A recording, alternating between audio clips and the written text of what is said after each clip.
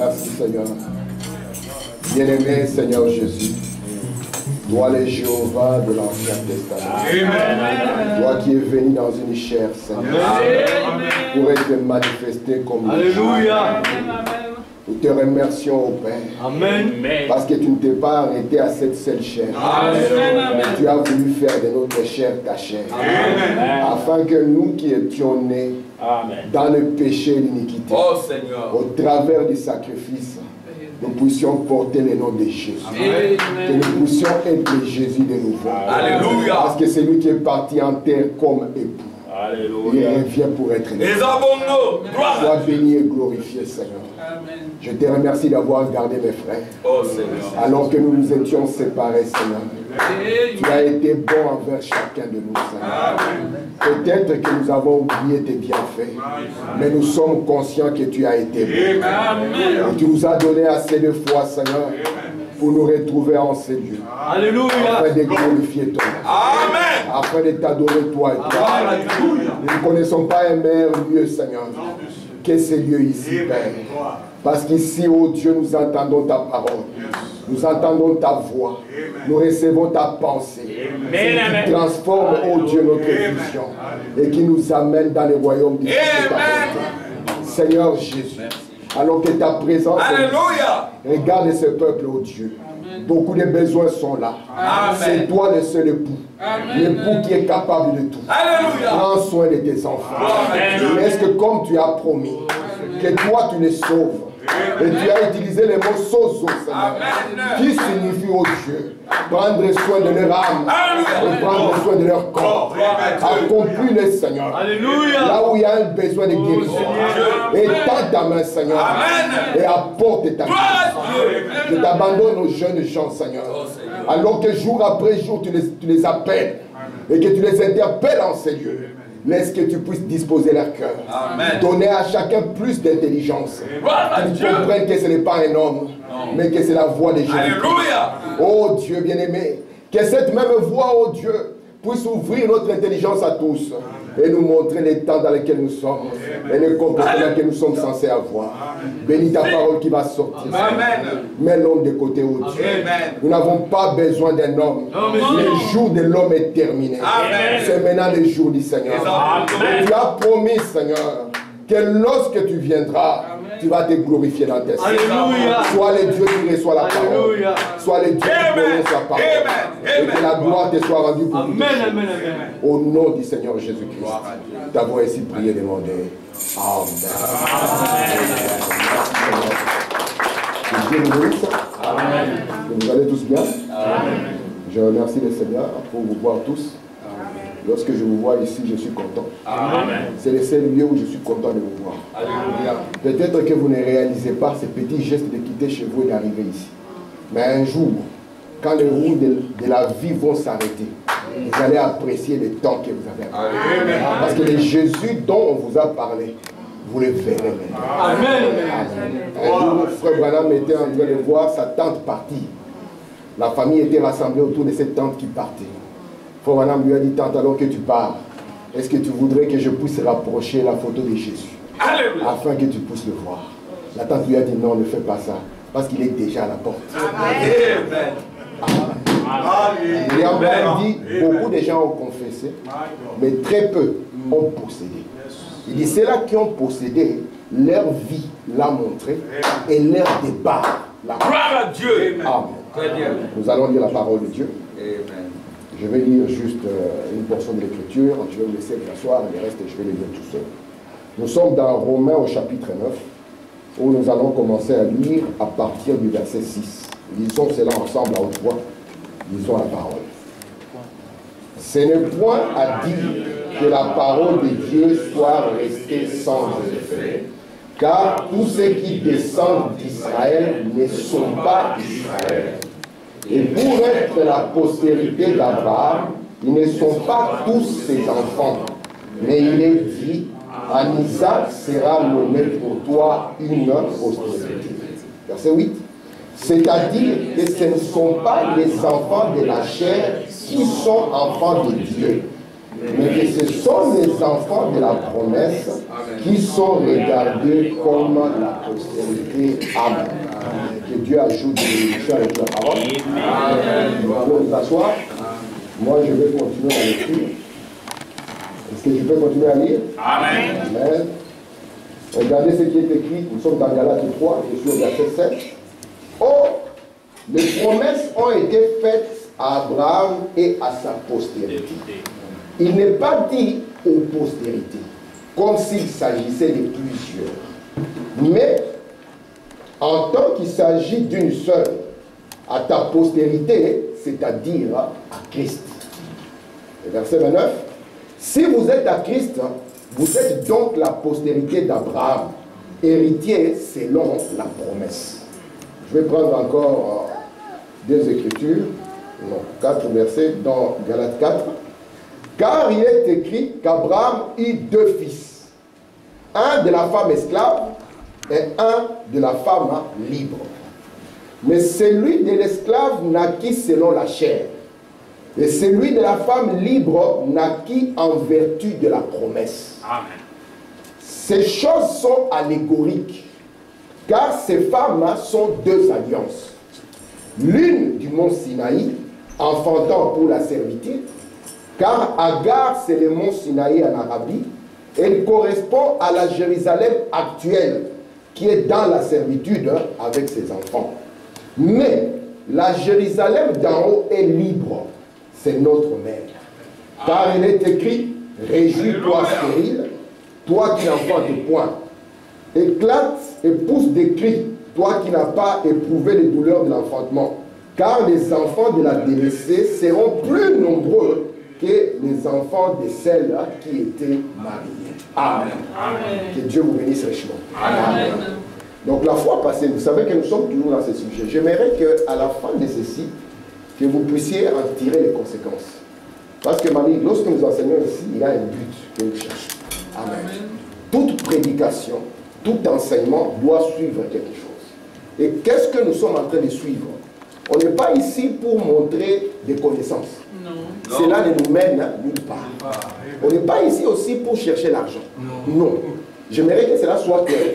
Lorsque vous me voyez, moi et frère Armand, nous tenir ici, nous ne sommes pas dans une affaire d'argent. Non. Mais nous sommes intéressés par les âmes. Amen. Amen.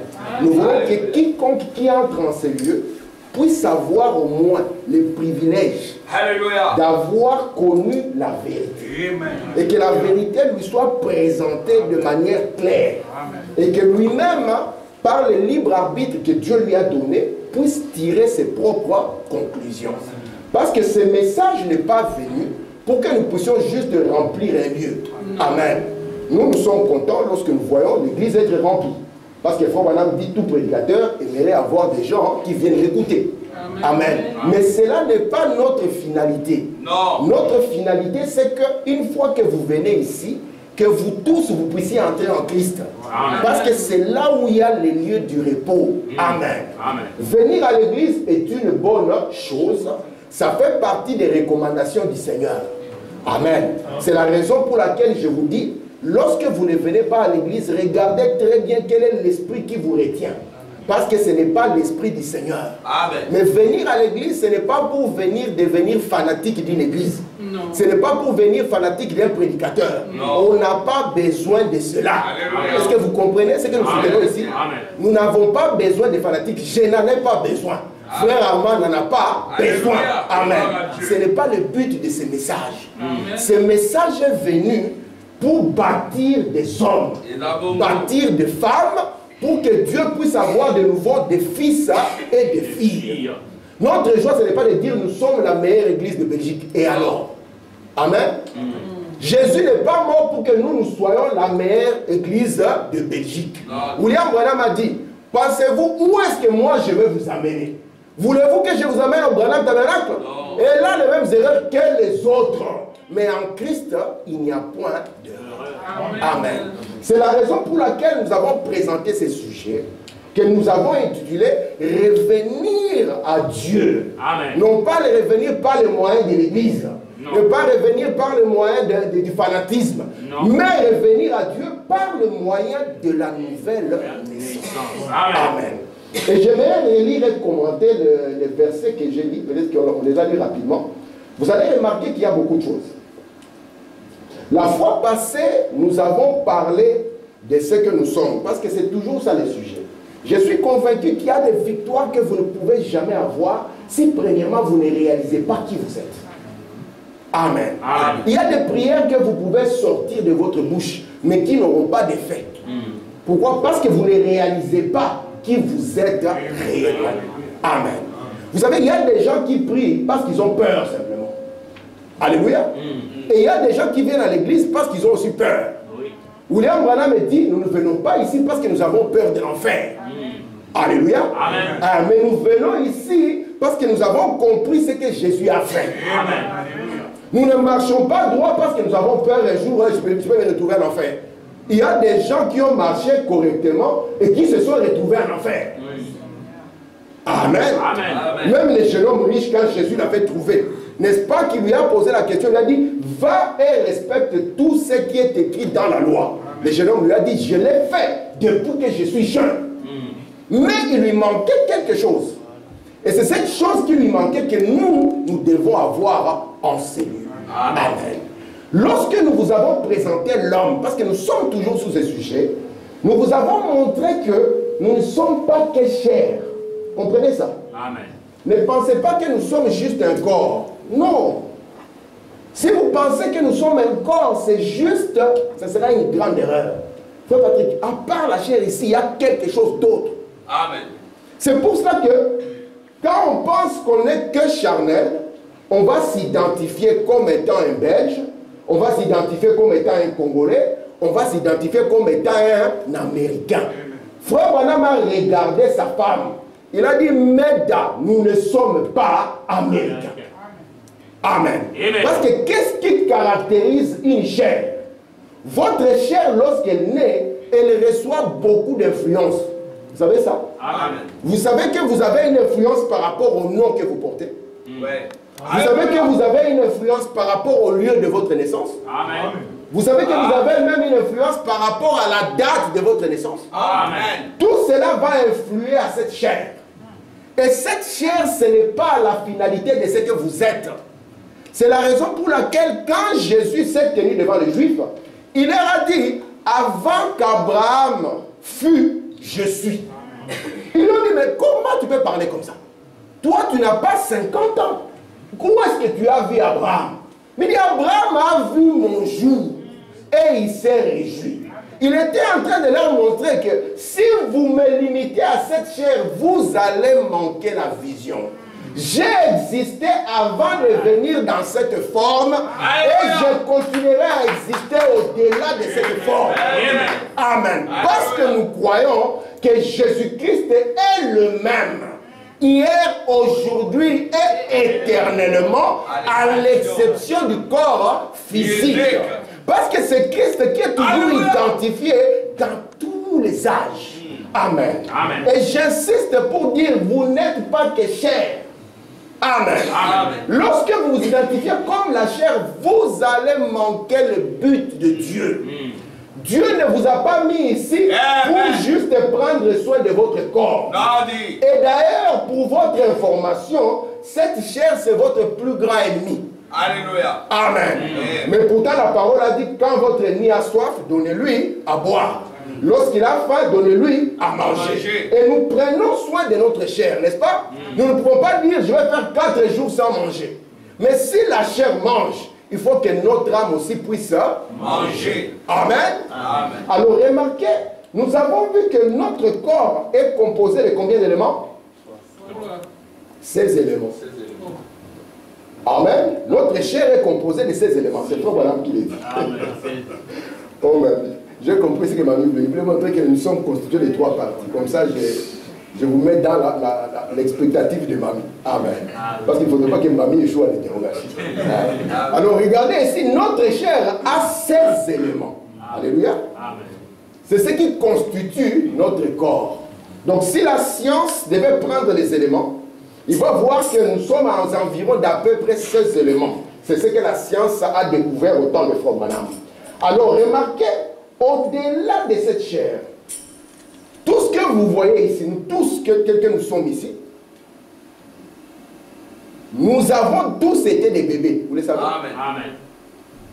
Nous avons tous été des bébés. Même le Seigneur Jésus était aussi un bébé. Amen. Et quand la chair vient, Dieu ne la fait pas descendre d'un arbre. Parce que depuis Adam, nous venons par la volonté d'un homme et d'une femme. Et c'est ça que Dieu confie premièrement la chair. C'est la raison pour laquelle vous allez voir le goût de nourriture que vous aimez manger va correspondre par rapport à ce que vous avez eu dans votre environnement. Je vous défie d'aller manger la même nourriture que les Chinois ou bien les Asiatiques. À un moment comme ça, vous allez bloquer. Vous allez trouver que ce qui mange est bizarre pour vous. Pourquoi? Parce que c'est l'environnement ici de cette chair. Si aujourd'hui le frère Emmanuel Jésus reconnaît ses noms, quand il était tout petit, à un jour, il ne pouvait pas reconnaître ses sons.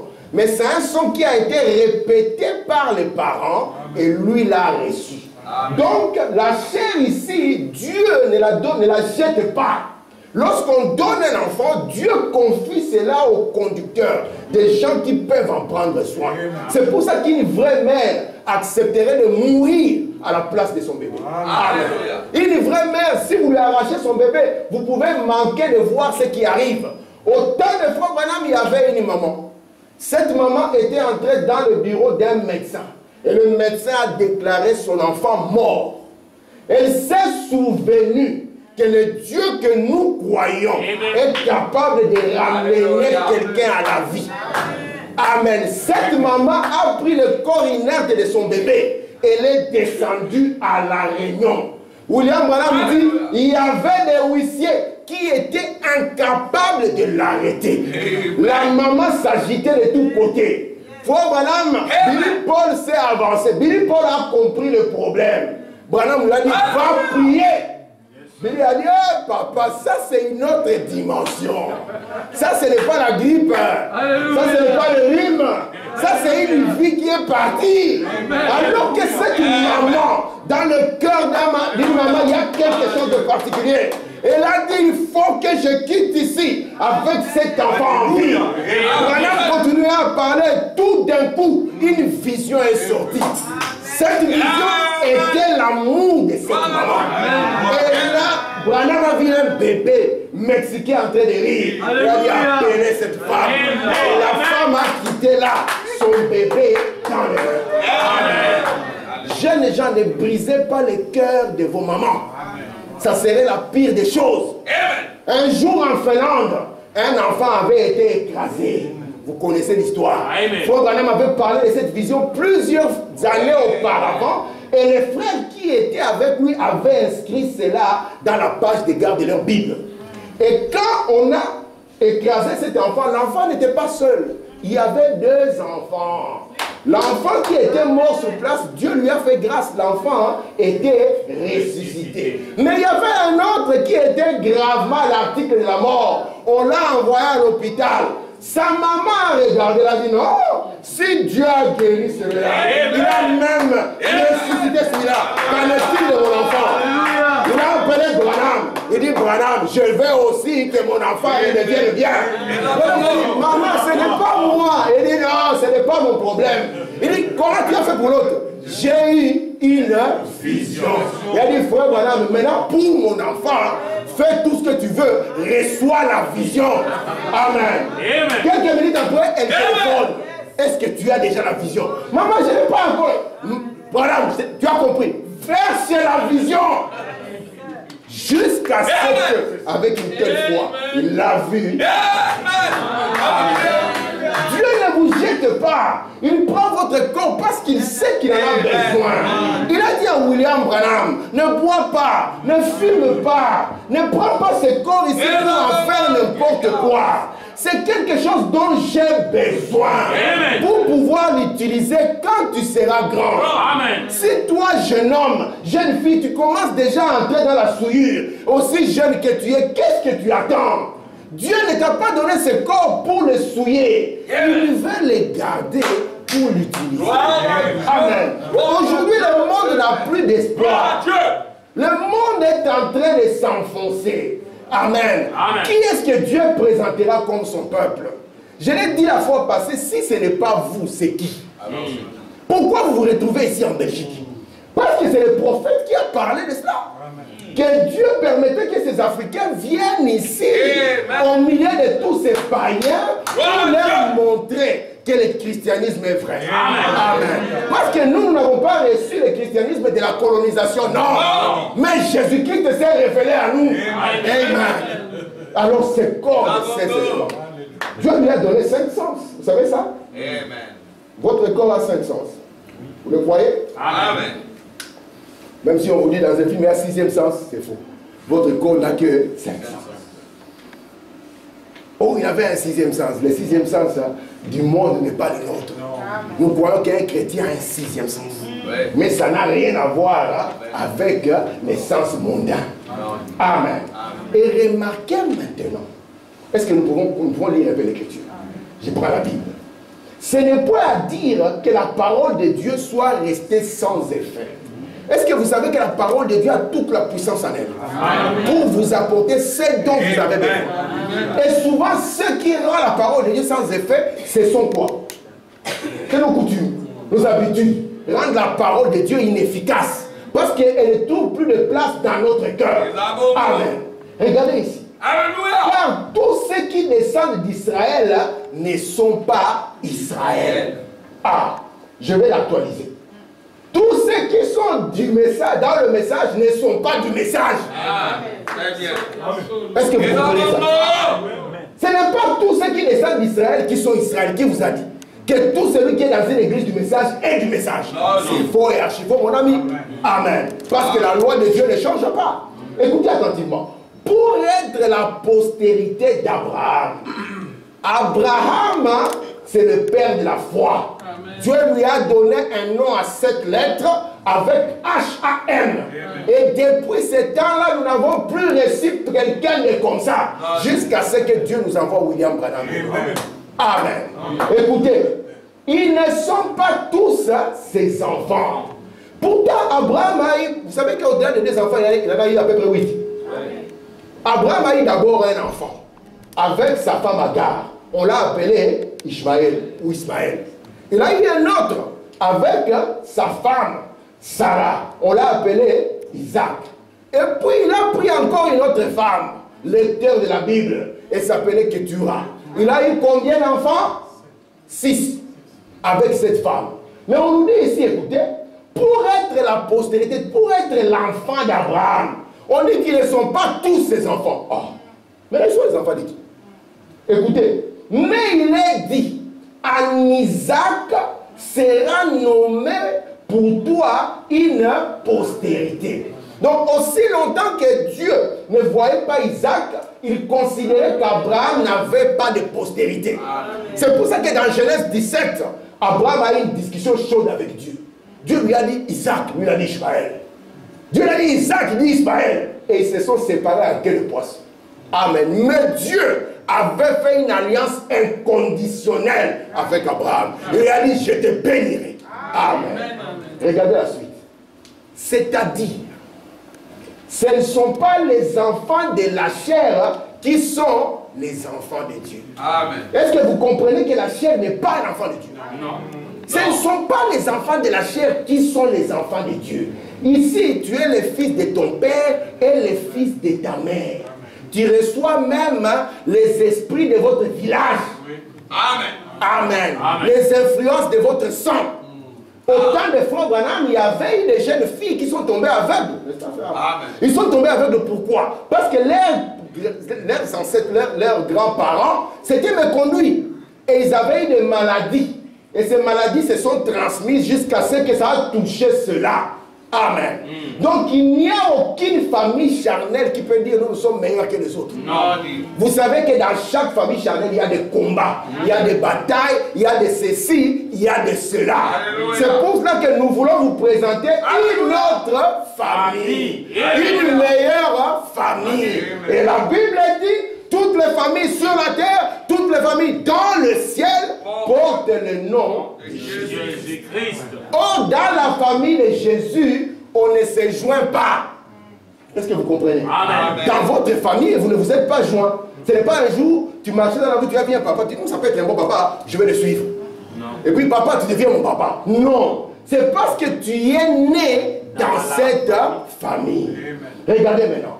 Mais ce sont les enfants de la promesse qui sont considérés comme postérité. Ismaël n'était pas né sous la promesse, mais il est né selon la chair. Les enfants d'Écriture, personne n'est né sous la promesse. Amen. Tous sont nés selon la chair. Est-ce que vous êtes avec moi? Amen. Mais dans Genèse 18, Dieu vient avec une promesse. Il dit la prochaine fois que je reviendrai, dans la même période, Sarah aura un enfant. Alléluia. Amen. Et remarquez maintenant, comme l'Ancien Testament ne pas le véritable. Est-ce que vous croyez ça? Amen. J'insiste, l'Ancien Testament n'est pas le vrai. C'est pour ça que je cite d'abord le véritable pour que vous ne puissiez pas avoir peur. Hein? Dire que l'Ancien Testament. Je n'ai pas dit que l'Ancien Testament était faux. J'ai dit ça? Non. Mais l'Ancien Testament n'est pas le vrai ou le véritable. Frère madame, quand il prend ces mots, il les prend lorsqu'il explique Apocalypse 3,14. Vous voyez? La main des témoins fidèles est le véritable. Il dit le mot véritable, si vous le prenez comme ça directement, vous allez penser que c'est une comparaison du vrai et du faux. Il dit non. Là, ça donne un sens plus grand. Et c'est le même sens que je donne pour l'Ancien Testament. C'est quoi? C'est un accomplissement partiel par rapport à l'accomplissement parfait. Comprenez? Ou de l'ombre par rapport à la réalité. Je vous donne l'exemple. Si je mets ma main comme ça, d'accord? On projette une lumière et qu'il y a l'ombre de ma main là-bas. Est-ce que vous direz que ça, c'est la véritable main? Non. Parce que vous ne saurez même pas savoir si elle est face pomme ou bien à l'autre côté. Vous ne saurez pas. Mais ce n'est pas le véritable. Ça vous donne juste une idée, alléluia, de ce que doit être une main. Ainsi, l'Ancien Testament nous donnait une idée. Lorsqu'on parle de la postérité d'Abraham en disant en Isaac, tu auras une postérité, le vrai fils d'Abraham, ce n'est pas Isaac. Non. Vous comprenez? Amen. Le vrai fils d'Abraham, c'est Jésus-Christ. Amen. Amen. Parce que Isaac n'était qu'une projection, une ombre. Alléluia. Est-ce que vous comprenez ce que vous dites? Amen. Parce que les enfants de la chair ne sont pas comptés comme enfants de Dieu. Or, Abraham n'a pas plusieurs postérités. Abraham a une seule postérité. Parce qu'on a dit, Abraham est ta postérité après toi. Et cette postérité, c'est une postérité par la promesse. C'est pour cela que Pierre se tient devant et dit, la promesse a été faite pour vous, pour vos enfants, pour ceux qui sont au loin, en aussi grand nombre que le Seigneur notre Dieu s'appelle. Amen. Est-ce que vous le croyez? Amen. Continuons ici la lecture. Je reste d'abord dans la Bible. N'est-ce pas que vous aimez la Bible? Amen. Est-ce que vous savez que la Bible c'est notre absolu? Amen. Sans la Bible, il n'y a pas de brochure. Amen. La brochure, c'est la lumière sur la Bible. Amen. Et notre inspiration vient de la Bible. Et en tant que chrétiens, nous devrions lire notre Bible chaque jour. Amen. Amen. J'insiste, un chrétien devait lire chaque jour sa Bible. Amen. Si vous ne lisez pas la Bible, vous allez lire les histoires de vécu. Les faits divers. Amen. Écoutez, Galates 3. Or, les promesses ont été faites à Abraham et à qui? Et à sa postérité. On n'a pas dit ses postérités. Si vous voulez bénéficier des promesses, alléluia, qui ont été faites à Abraham, vous devez devenir sa postérité. Vous comprenez pourquoi quand Jésus priait pour quelqu'un et disait à cette personne une fois guérie, va et ne pêche plus. Donc va et devient la postérité d'Abraham pour pouvoir maintenir cette promesse. Parce que cette promesse, elle est faite à Abraham et à sa postérité. Amen. Il n'est pas dit aux postérités comme s'il s'agissait de plusieurs. Mais tant qu'il s'agit d'une seule et ta postérité, c'est-à-dire à Christ. Est-ce que tu comprends ça? Donc Isaac reflétait Christ. Alléluia. C'est pour ça que si nous regardons la vie d'Isaac, nous pouvons voir la vie de Christ. Merci Seigneur. Regardez le verset 29. Si vous êtes à Christ, vous êtes donc, non pas les postérités, mais la postérité d'Abraham, héritier selon la promesse. Alléluia. Est-ce qu'on a dit que vous êtes selon la chair? Parce que si nous devons être selon la chair, nous sommes foutus. Vous savez ça? Si vous voulez brandir la chair tout le temps, avec Abraham, nous n'avons pas de lien de chair. Lui, il est né à Ur en Chaldée, alors que nous, nous venons de la jungle. Amen. Nous sommes tous des jungles là. Très bien. Lui, il vient là-bas de Ur en Chaldée. Vous avez vu la distance? Quel est le lien de sang qui est entre lui et nous? Voici pourquoi Dieu n'a pas pris cela sur base charnelle, mais il a placé cela sur base de la promesse. Amen. Regardez maintenant. Car il est écrit qu'Abraham a eu 2 fils. N'est-ce pas? L'un de la femme esclave, vous savez, Agar était une esclave, n'est-ce pas? Et un de la femme libre. Sarah était une femme libre. Amen. Mais celui de l'esclave naquit selon la chair. Donc tout celui qui est né selon la chair, il est esclave. Il est esclave du péché. Vous comprenez ça? Il ne peut pas s'en sortir. Peu importe ses belles promesses, peu importe ce qu'il dit. Quelqu'un qui n'est pas né de Dieu, s'il vous fait une promesse, ne le croyez pas. Amen. Prenez un politicien. Il n'a pas d'argent, il marche pieds nus. Un jour, je vais arriver, vous allez voir. Je vais prendre soin de vous. Je changerai votre vie. Votez pour moi, mes frères. Quand il s'y installe, vous savez, même un frère, hein, avec sa brochure, moi, je dis, je vais vous mettre. On te donne simplement 2 millions sur la table. 2 millions comme ça. Comme un billet même de 500. On le place devant toi comme ça. Les frères ont oublié la brochure, là, il a déposé. Il a oublié la Bible. Pourquoi? C'est parce que l'homme né dans la chair est un problème. Il faut voir que c'est un chaos pour commencer. Je reviens au Congo, notre patrie d'antan. On avait un monsieur qui avait un chapeau de léopard. Tout le monde disait que c'est lui le mal du pays. Aujourd'hui, si on le ramène, hein, il va battre tout le monde dans les élections. Comment lui, il était censé être le mal? Et si le mal part, donc le bien est resté. Mais regardez là où le pays en est aujourd'hui. Pourquoi? Parce que l'homme né de la chair, on ne peut pas lui faire confiance. On ne peut pas lui faire confiance.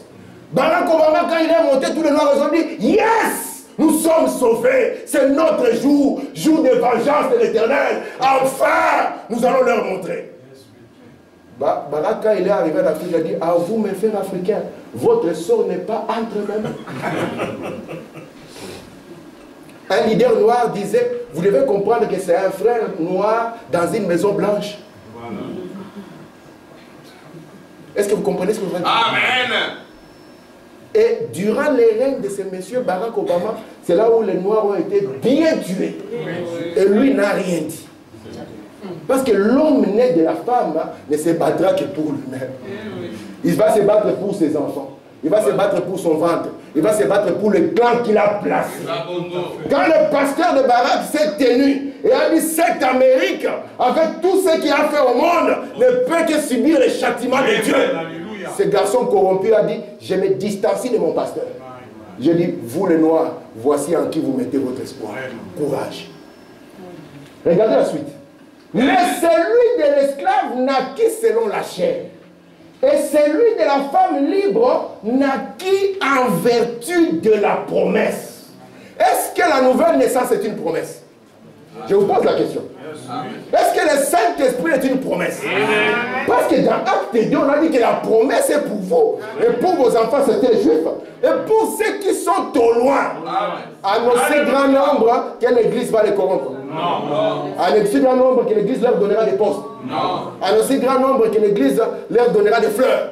Mais que Dieu les appellera. Amen. Si c'est Dieu qui vous a appelé dans ce message, vous allez vous y accrocher. Mais si c'est l'Église qui vous a attirés, vous êtes les malheureux. Amen. En aussi grand nombre que le Seigneur les appelle. Amen. Écoutez, maintenant, lorsqu'on a parlé d'Agar, on a parlé de Sarah, c'est deux femmes, non? Nous sommes dans quoi? Dans l'Ancien Testament. On nous dit que ces choses sont quoi? Vous connaissez ce qu'est l'allégorie? Nous avons un prof de français. Histoire et Massapo. Bon, c'est allégorique. Donc, si vous les regardez comme ça, ne regardez pas ça comme une réalité. Donc là aussi, hein, on est encore, quand on parle de la gare, n'allez pas chercher cette femme, la résister pour dire, toi, non. Écoutez, car ces femmes sont deux alliances. Donc lorsque nous regardons ces femmes, hein, nous voyons deux alliances. L'une du mont Sinaï, il y a une alliance que Dieu a fait à Sinaï, vous vous souvenez? Amen. Enfantant pour la servitude, c'est Agar. Car Agar, c'est le mont Sinaï. On leur a descendu la loi en Arabie. Et elle correspond à la Jérusalem actuelle, la Jérusalem terrestre, qui est où? Dans la servitude avec ses enfants. Amen. Écoutez maintenant. Mais, il y a deux Jérusalem, vous le savez. Il y a une Jérusalem terrestre et il y a une nouvelle Jérusalem. Je ne vous amène pas au Congo, hein? Parce qu'au Congo, on a aussi une nouvelle Jérusalem. Mais ici, on parle de la Jérusalem d'en haut. Elle est libre. C'est notre mère. Donc, nous ne naissons pas d'une église, mais nous naissons de la Jérusalem d'en haut, qui est libre et qui est notre mère. Amen. Alors, revenons à notre sujet. Ça va jusque-là? Amen. Nous revenons sur nos trois cercles. Ceci, c'est l'enseignement principal de Frère Branham. Le corps a ses éléments. Le corps a 5 sens. Vous savez ça? Et notre corps ici, lorsque Dieu l'a amené sur la terre, Dieu l'a placé dans 3 dimensions. Vous vous souvenez? Nous avons parlé des 3 dimensions la fois passée. Ces 3 dimensions, c'est quoi? Je peux avoir? Le quoi? La lumière. Merci beaucoup, frère Neville, qui n'était pas là. La matière hein, et le temps. C'est dans ces 3 dimensions qu'évolue notre corps. D'accord? Avec nos yeux, nous parvenons à capter la lumière. Avec notre toucher, nous pouvons maintenant entrer en contact avec la matière. Et notre corps n'est que l'expression du temps. C'est pour ça que frère Patrick, il y a 10 ans, n'avait pas sa belle moustache. Mais avec le temps, nous comprenons qu'on a donné le temps au temps. Un jour, il y a un enfant qui dit, papa, moi aussi je vais avoir la barbe. Son papa lui a dit, donnons le temps au temps. Amen. Et l'élément du temps est très bon. Parce que le temps, surtout le temps où nous sommes, hein, parvient à montrer qui est qui. Est-ce que vous comprenez? Amen. Voici pourquoi Jésus a dit, ce n'est pas seulement ceux qui ont commencé. Nous sommes arrivés maintenant à la fin de la chose. À la fin de la chose, chaque sémence montre de quelle espèce il est.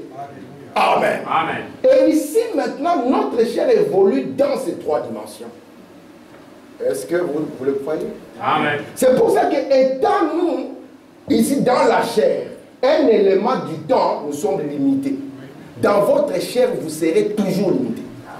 C'est pour ça que quand votre enfant sait qu'il a fait quelque chose qui n'est pas correct, il viendra devant vous avec un mensonge. Pourquoi? Parce qu'il sait que vous êtes limité. Il y a des choses que vous ne risquez pas de ne pas comprendre. Et lui pensera souvent qu'il est malin. Et va sortir quelque chose de faux parce qu'il sait que dans la chair, vous êtes limité. Même le Seigneur Jésus, dans sa chair, était limité. C'est pour ça qu'il dit, vous voyez, lorsqu'il en arrive au 7e sceau, que le Fils ne connaît pas le jour et l'heure. Amen. Et il va encore plus loin, il dit, le Fils ne fait rien, à moins qu'il le voie premièrement au Père. Amen. Parce que dans ce qui est charnel, c'est toujours limité. Amen. Tu peux dire, frère madame, rapidement? Amen. Écoutez, frère madame. Nous sommes des êtres mortels. Est-ce que vous le croyez? Amen. Par conséquent, nous sommes limités. Nous ne pouvons pas être infinis. C'est ainsi donc que nous faisons des promesses. N'est-ce pas que nous faisons des promesses? Amen. Faut madame dire, vous faites des promesses, on a à les briser. Alléluia. Vous faites quelque chose aujourd'hui et demain vous connaissez davantage là-dessus. Ah, l'enfant est en quelle année? Ah, il est en 3e. Ah, il vient de passer en 4e. Pourquoi? Chaque année, il essaie de connaître davantage. Est-ce que vous croyez que Dieu aime que les chrétiens puissent faire une marche toujours vers l'avant? Amen. Donc, avec le temps, il faut que nous puissions nous-mêmes dire, j'ai fait un pas de plus dans le Seigneur. Amen. Amen. Amen. Parce que si vous avez Alléluia. un enfant qui est bébé, on revient 5 ans, toujours bébé, 10 ans, bébé, ça signifie qu'il y a un problème. Amen. Amen. Il ne faudrait pas que les mêmes erreurs de l'année passée continuent à nous poursuivre. Amen. Cela montre que nous n'avançons pas. Amen. Amen. Si frère Tim a insisté, frère, viens à l'église, il faudrait qu'il en arrive au point maintenant où toi-même tu viens. Pourquoi? Parce que tu montres déjà que j'ai fait un pas. J'avance dans le Seigneur. Amen. Si tu ne lisais pas, tu ne lisais qu'une fois le dimanche, tu commences à lire même le mercredi. Amen. Frère Madame dit, quand les Américains étaient pauvres, ils priaient chaque jour et étaient capables de se laver une fois par semaine. Quand ils sont devenus riches, ils ont commencé à se laver chaque jour et à prier une fois par semaine. Montre même à Dieu, Seigneur, je suis capable de faire un pas de plus. Est-ce que vous comprenez? Amen. Je continue. Vous pouvez donc améliorer cela demain. L'année prochaine, vous le ferez encore mieux que l'autre jour parce que vous apprenez davantage là-dessus. Est-ce que ça va? Amen. Écoutez, en effet, nous sommes limités. Limités à quoi? À ces trois, comment on les appelle comment? Petites dimensions dans lesquelles nous vivons. Mais Dieu est infini. Donc, si vous voulez voir Dieu par la lumière des yeux, vous êtes au mauvais endroit. Si vous dites que je vais le toucher comme ça, hein, là je touche Dieu, alors vous êtes au mauvais endroit. Si vous pensez que dans le temps, vous allez voir Dieu, vous êtes au mauvais endroit. Est-ce que vous pouvez dire Amen? Amen. Regardez ce que Madame va dire maintenant. Alléluia. Très bien. Merci Seigneur. Dieu, Papa Emmanuel, je vais dire ça des yeux. Je suis dans le Fils de Dieu manifesté. Il dit Dieu n'existe pas dans le temps. Amen. Parce que si Dieu était une créature du temps, vous allez voir, il commence à vieillir. Vous comprenez? Mais notre Dieu ne peut pas vieillir. Amen. Quand on parle de Dieu le Père, il ne s'agit pas d'un vieillard. Pour qu'il puisse y avoir un Dieu le Fils qui est plus jeune, la relève du Dieu le Père. Mais écoutez ici, Dieu n'existe pas dans le temps. Suivez-moi attentivement, je vais m'arrêter bientôt. Il ne lui reste pas une minute de moins qu'au moment où il a prononcé la chose. Il est toujours Dieu. Pour lui, le temps n'existe pas. Si vous comprenez ceci, ça va résoudre tous vos problèmes. Donc on dit, je ne l'avais jamais compris comme ça avant l'autre nuit. Dieu n'existe pas dans le temps. Ce n'est pas dans les 3 dimensions où nous pouvons entrer en contact avec lui. Écoutez, frère madame, ou plutôt l'autre matin, l'éternel, il s'appelle éternel. Pas d'hier, pas de demain. Très bien. Tout est maintenant. Ah. Pas d'hier, pas de demain. Ne dis pas, oh, je serai guéri demain. Non. Dis-le, c'est maintenant. Ne dis pas, ce problème sera résolu demain. Non. Dis, la solution est là maintenant. Parce qu'il n'est pas le je serai. Et il n'est pas le jeter. Mais il est le je suis. Écoutez, frère, madame, avez-vous déjà remarqué le terme je suis? Non pas jeter ou je serai. Il dit c'est éternel. Je suis. Vous voyez? Je suis toujours. Amen. Le Tout-Puissant. Amen. Pour lui, le temps n'existe pas, mamie. Quand il a prononcé quelque chose, même si vous ne voyez rien, pour lui c'est déjà fait. Frère Branham dit, même si Jésus paraissait ici maintenant, vous êtes gravement malade, Seigneur, fais quelque chose. Il te dira, moi je l'ai déjà fait. Mais Seigneur, je ne vois rien. Je ne t'ai pas dit de voir, je t'ai dit de croire. Parce que crois d'abord et tu le verras s'accomplir. Amen. Est-ce que vous le croyez? Amen. Frère Branham dit, maintenant, c'est pour ça que la vue, la lumière, et le temps sont les pires ennemis de Dieu en ce qui concerne la guérison divine. Lui n'existe pas dans le temps. Il n'a pas besoin de voir pour le croire. Lorsque Dieu a commencé à dire qu'il y ait ceci, il n'y avait rien. Mais une fois qu'il a prononcé cette parole, il était tranquille. Il sait que la parole ne peut pas revenir sans accomplir le but pour lequel la parole est sortie. Amen. Amen. Parce que lui, il est éternel. Amen. Et il veut que vous puissiez aller au-delà de ces trois dimensions. Amen. Est-ce que vous comprenez? Amen. La guérison divine, son pire ennemi. Quand on dit pire ennemi, on peut dire c'est mon ennemi. Je montre ici, je dis, ah, le frère Patrick, hein, lui c'est mon ami. Je ne veux pas dire mon ennemi. Hein. Maintenant l'autre là c'est mon pire ami. Il y a que les Congolais qui peuvent comprendre ça. Voilà. Lui c'est mon pire. Donc ça signifie que j'ai des amis, mais celui-là c'est le sommet des amis. Et maintenant pour Dieu, il a des ennemis. Mais dans la guérison divine, le pire ennemi de Dieu, c'est la vue et le temps. Oh, je vois encore, les boutons sont là. On ne t'a pas dit de regarder avec les yeux. Les yeux ici ne sont pas là pour les promesses de Dieu. Parce que les yeux t'ont été donnés, non pas pour identifier les promesses. Amen. Amen.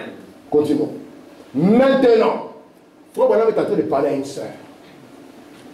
Cette sœur-là, elle voulait toucher Jésus.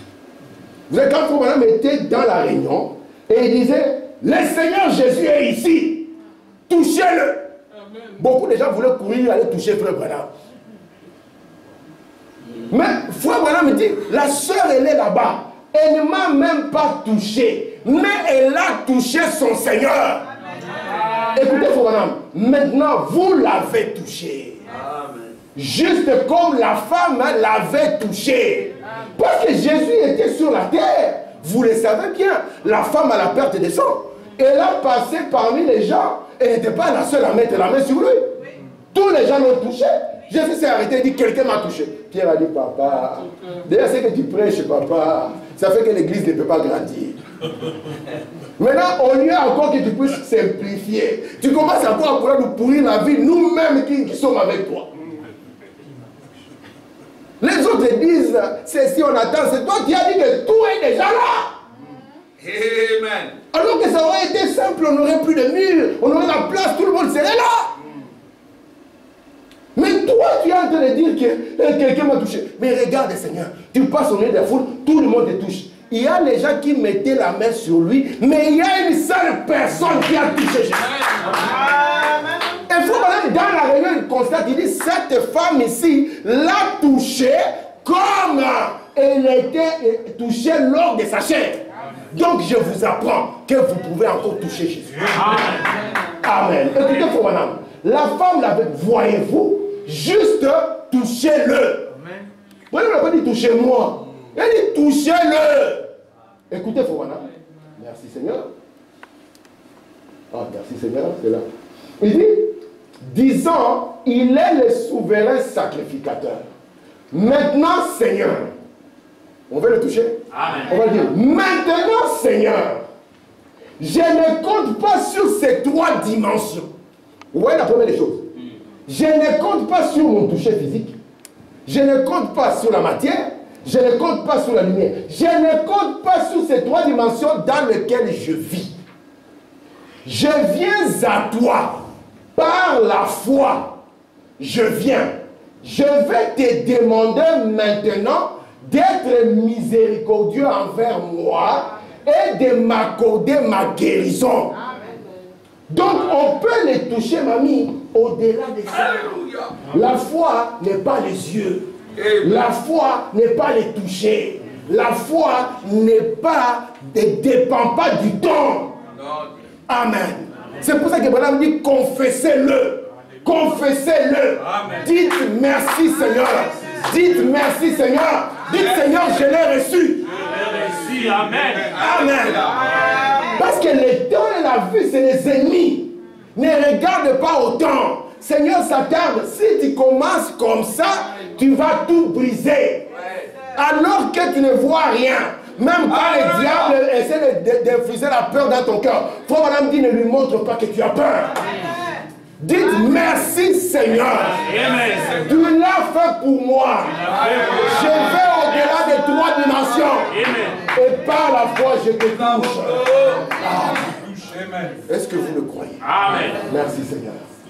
Alléluia. C'est l'atmosphère. Alléluia. Ce dont nous avons besoin, c'est l'atmosphère du Saint-Esprit. Amen, amen. Vous savez que Jésus leur a dit, écoutez, moi je vais partir, mais vous allez à Jérusalem. Vous allez attendre là-bas. Mon Père vous a promis une puissance qui viendra. Attendez à Jérusalem, n'allez nulle part. Il leur a donné une période. Non. Il leur a donné un temps. Non. Parce que pour lui, c'était déjà fait. Amen. Amen. Lui n'avait pas dit, vous allez attendre 3 jours. Et les frères étaient là, ils attendent. Amen. Ils étaient dans un seul lieu, d'un seul accord, dans une certaine atmosphère. Et tout d'un coup, il y eut comme un vent impétueux, le souffle de Dieu revenant de nouveau vers les êtres humains. Écoutez ici, c'est l'atmosphère du Saint-Esprit. Il faut vraiment dire, c'est cela. Esabomo. Une atmosphère où la puissance de Dieu est en train de se mouvoir. Alléluia. Mais pour que la puissance de Dieu puisse se mouvoir, nous devons être d'un seul accord. Nous devons savoir ce que nous défendons ici. Alléluia. Nous devons savoir ce pourquoi nous sommes dans ce message. Écoutez, frère Branham, d'un même accord, un même lieu, assemblés sous cette atmosphère, s'attendant à voir Dieu descendre et accomplir des signes et des miracles. Il y a très peu de gens qui viennent à l'église s'attendre à voir Dieu descendre, accomplir des signes et des miracles. Ils y vont comme dans un spectacle. Où il y a un monsieur qui va dire Alléluia, gloire à Dieu, Amen, et puis on chante et puis on rentre. Mais si nous pouvons venir, nous attendre à ce que Dieu descende, qu'il nous accomplisse des signes et des miracles, cela changerait les tableaux. Parce que ça créerait une atmosphère d'attente et d'expectative dans notre cœur. William Branham dit c'est l'atmosphère qui produit les résultats. Et je suis en train de vous demander, mes frères, que nous puissions aller dans une atmosphère au-delà des 3 dimensions. Amen. Écoutez, frère Branham, puissions-nous monter nous-mêmes à ce niveau, établis dans la foi, quittant les 3 dimensions, entrant dans la suivante. Alléluia. Amen. Bien. Donc nous pouvons quitter les 3 dimensions. Nous pouvons nous envoler. Lorsque nous allons entrer dans le mystère du ciel, vous allez le voir. Nous sommes capables de monter au-delà du Mars, de dépasser Vénus, d'aller au-delà de la Voie lactée, de quitter même la Voie lactée, c'est ce qui fait notre univers. D'aller au-delà de notre univers. Frère Tim, de quoi es-tu en train de parler? Tu veux nous apprendre la sorcellerie? Jésus était avec eux. Il leur a dit une chose. Personne n'est monté au ciel, n'est-ce pas? Si ce n'est celui qui est descendu du ciel, le Fils de l'homme qui est maintenant même dans le ciel. Amen. Alléluia. Est-ce que vous êtes avec moi? Amen. Branham nous dit, maintenant pour entrer dans ces réalités, mamie, il est impossible que nous puissions les connaître étant enfermés dans ces 3 dimensions. Donc, ici, nous voulons voyager au-delà de notre chair. Là où la science ne peut pas aller. C'est que la science ne peut pas faire. Parce que la science, le plus loin qu'il ira, ils seront toujours dans le temps.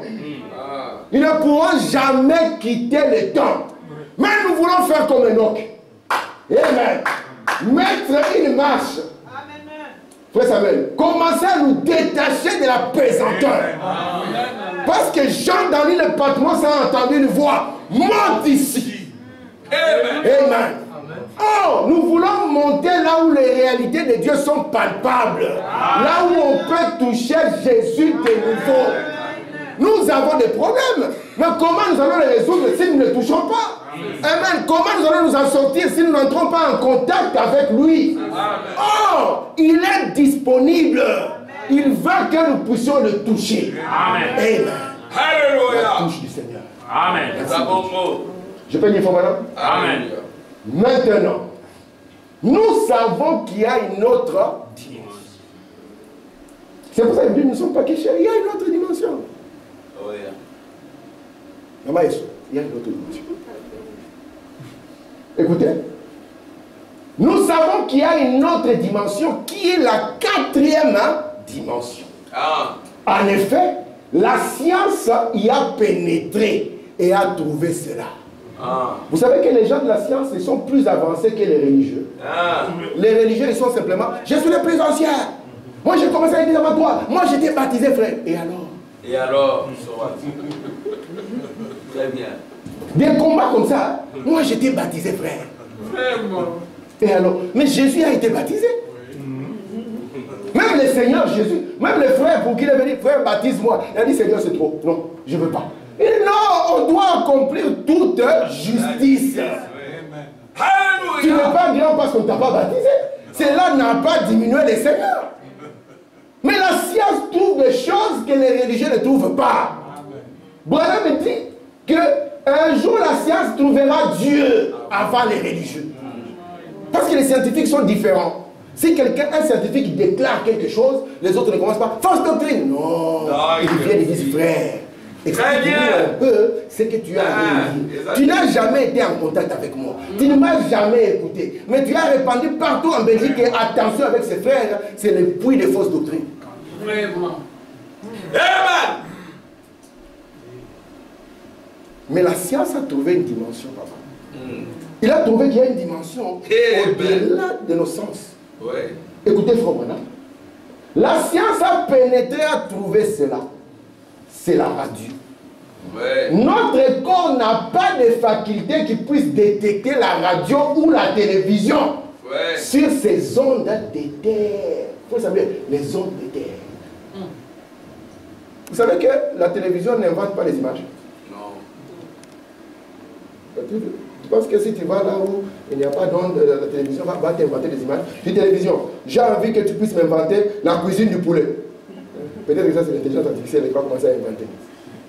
Mais la télévision n'invente rien. La télévision capte simplement ce qu'il y a et vous le montre.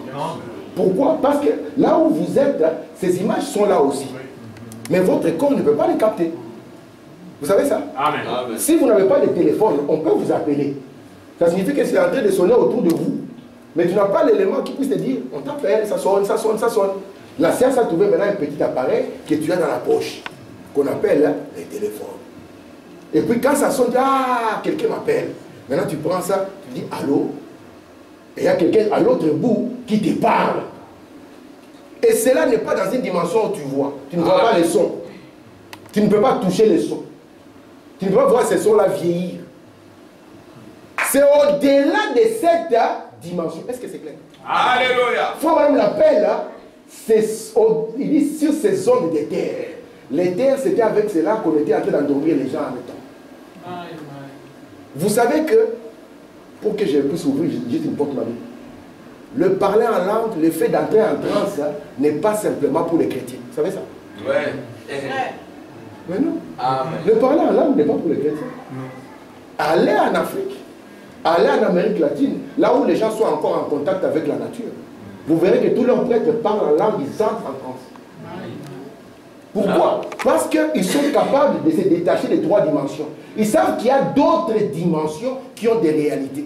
C'est pour ça que les Indiens devaient prendre, parce qu'ils savaient que la capacité de transcender ces dimensions n'est pas facile. Et on prenait des herbes.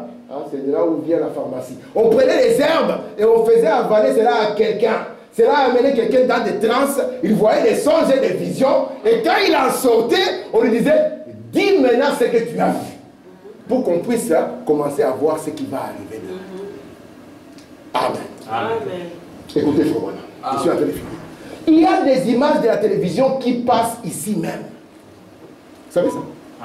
Si nous installons une télévision ici, nous allumons, vous pensez qu'elle va inventer? Elle va capter. Elle va nous montrer peut-être, il y a bombardement, Assad a fou. Tout ça, ce sont les événements modernes. Je n'ai pas seulement le temps de parler de ça. Écoutez, frère, mais il n'y a rien en nous, aucun moyen pour nous d'entrer en contact avec cela. Il faudra une espèce de cristal, un hématocène, un récepteur, pour entrer en contact avec cela. Cela montre qu'il y a une autre dimension. Ça fait 4 dimensions. Vous comprenez? Amen. Est-ce que ça va? Amen. Donc la 4e dimension, c'est une dimension de communication.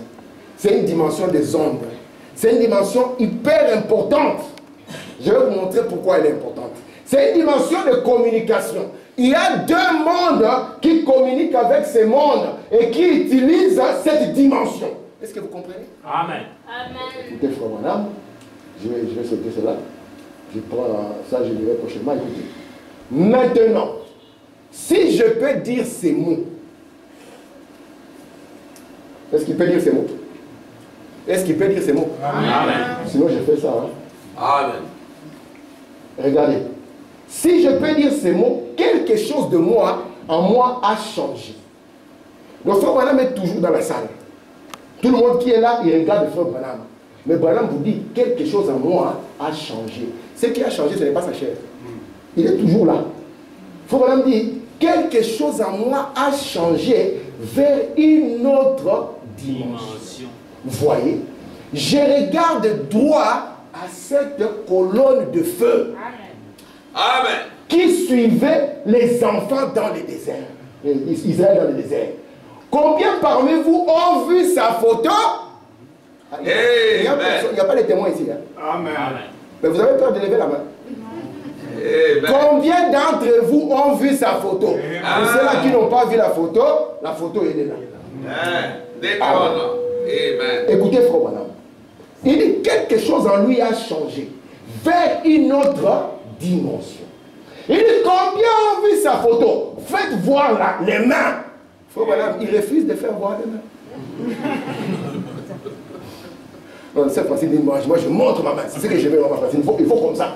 Assurément, je regarde droit à cela. Quand Frère Branham est en train de parler, regarde, tout le monde peut regarder, on ne voit rien.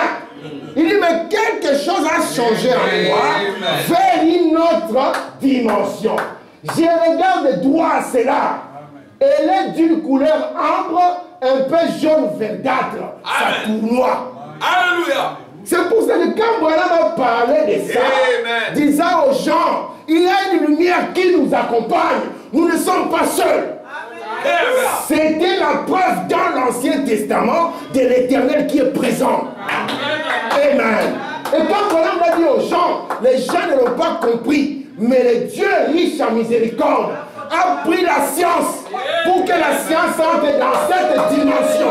Que cela puisse photographier et le placer devant vous. Amen. Amen. C'est pour ça que lorsque nous le plaçons, ce n'est pas la photo de William Branham. Non, mais c'est la photo de l'ange du Seigneur.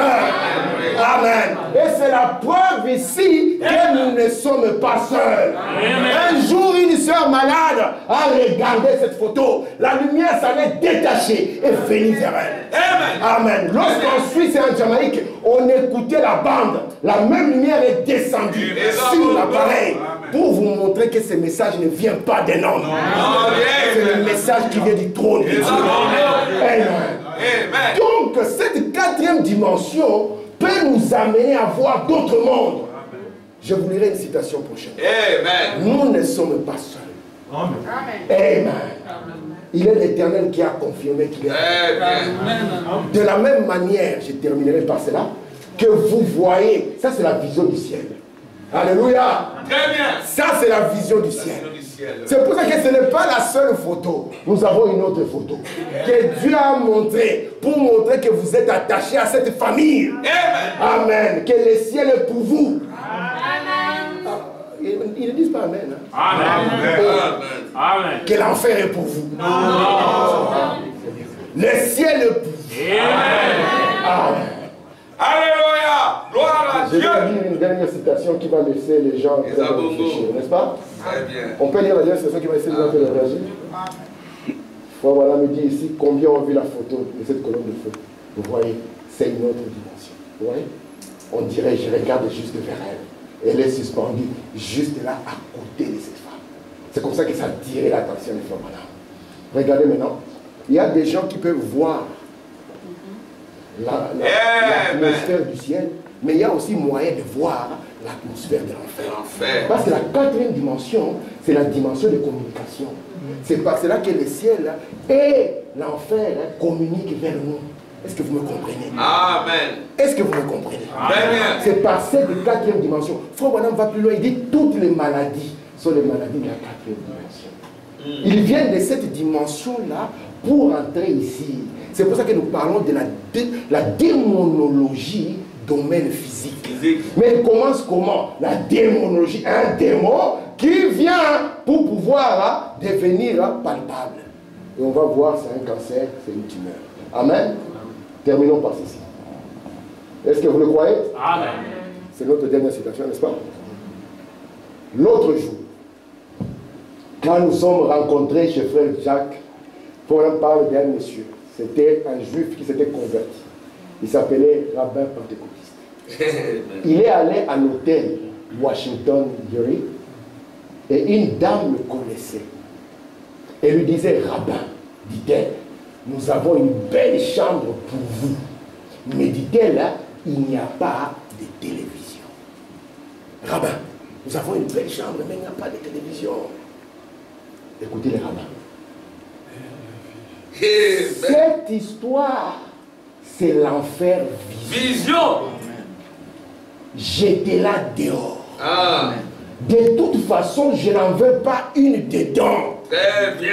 Si elle avait une, je vous demanderais de la jeter dehors. Elle répondit, rabbin. Il dit, je suis un rabbin pentecôtiste. Alléluia. Gloire à Dieu. Qui va refuser qu'aujourd'hui, par nos écrans, l'enfer n'est pas visible? Ces jeunes gens que vous voyez ici ont déjà vu des femmes nues à longueur de journée. Oh Seigneur. Il n'y a Alléluia. aucun mystère pour eux, tel que vous le voyez tous ici. Si vous voulez vous mentir, mentez-vous à vous-même. Mais je vous dis la vérité. Ils ont déjà regardé des choses incroyables. Pourquoi? Parce que de la même manière qu'il y a une onde qui nous amène le ciel, il y a des ondes d'enfer.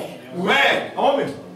Alléluia. Cette télévision, c'est l'enfer vision. Si vous Vision. voulez voir la vision de l'enfer, regardez-la à longueur de journée. Laissez qu'on vous pompe n'importe quoi. Et vous allez demain vous demander comment est-ce que je suis transformé à cette image. Alléluia. Amen. Les gens qui produisent les GSM ne donnent pas les GSM à leurs enfants avant 12 ans. Non, dit. Les nôtres, ils sont bébés déjà au lit. Ils connaissent TikTok. Oh Seigneur. J'ai dit, qu'est-ce que nous Alléluia. avoir demain? Oh Seigneur. Pas étonnant que il y a des gens, vous ne pouvez pas quelqu'un est comme ça, mais c'est un frère qui est tressé avec des boucles d'oreilles. Parce que c'est ce qu'il y a dans son cœur. Quand Dieu le voit, c'est comme ça que Dieu le voit. Vous pouvez voir comme ça une soeur, vous la voyez en jupe, mais elle est en pantalon. Parce que c'est ce qu'il y a dans son cœur. Oh Seigneur. Or, Dieu regarde ce qu'il y a dans notre cœur. Gloire à Dieu. Vous les jeunes gens qui êtes ici, Dieu vous parle jour après jour. Il vous interpelle. Il vous dit, soyez des enfants qui vont donner du repos à vos parents. Amen. Et vous pensez que c'est de la blague, que vous pouvez écouter cela jour après jour et piétiner cela. Faites attention. Nous pouvons voir le ciel aujourd'hui, comme nous pouvons voir l'enfer. C'est pour ça que dans cet âge, Dieu connaissant la force des ondes, il a dit, appuyez sur play. Amen. Amen. Dieu nous bénisse. Amen.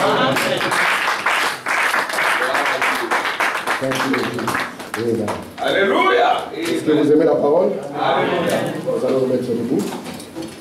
Au-delà de la voie lactée, nous allons chanter juste le premier couplet. Venez suivre ce grand voyage. Nous sommes dans un grand voyage. Amen. Amen. Alléluia.